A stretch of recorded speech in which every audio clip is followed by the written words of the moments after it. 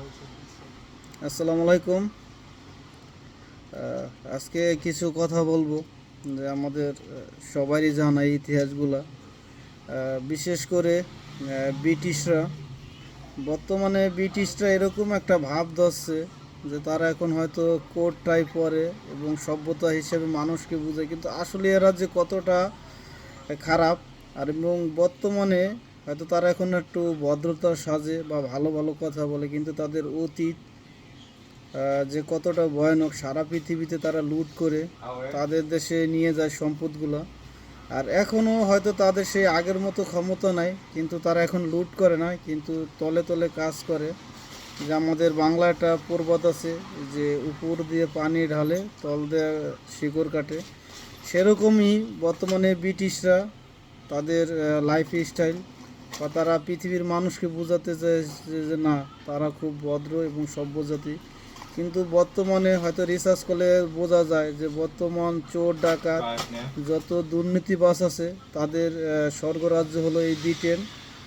আর কয়েকদিন আগে আমেরিকার টাইম অফ নিউ ইয়র্ক একটা প্রতিবেদন বলা হয় যে আমরা সবাই জানি যে ফিলিস্তিনি বীর ভাইদের তাদের অবস্থান জানার জন্য তারা 1200 পরীক্ষা চালায়।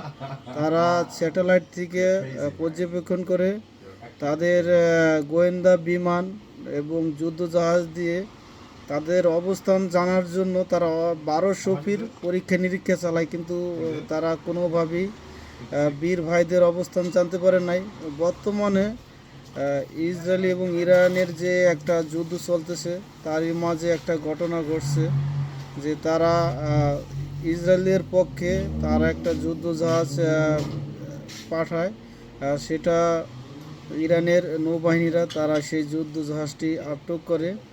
আর একটা হয়তো ইরান হয়তো যে কোনো সময় ঘোষণা দিতে পারে যে তাদের দেশের যে হরমুজ প্রণালী আছে, যেখান দিয়ে প্রায় পশ্চিমাদের প্রায় শতকরা 80 তেল লেনদেন হয়, সেটা হয়তো তারা বন্ধ ঘোষণা করতে পারে। আর এটা বন্ধ ঘোষণা করলে হয়তো পৃথিবীতে হয়তো তেলের উপর একটা প্রভাব আসতে পারে। হয়তো সারা পৃথিবীতে হয়তো একটা তেলের দাম বৃদ্ধি হতে পারে। এটা হয়তো একটা ট্রাম্প কার্ড খেলতে পারে ইরান, কারণ এই হরমুজ প্রণালী দিয়ে পশ্চিমাদের 80 তেল রপ্তানি করে তারা। জানি না শেষ পর্যন্ত কি হবে। আজ এ পর্যন্তই।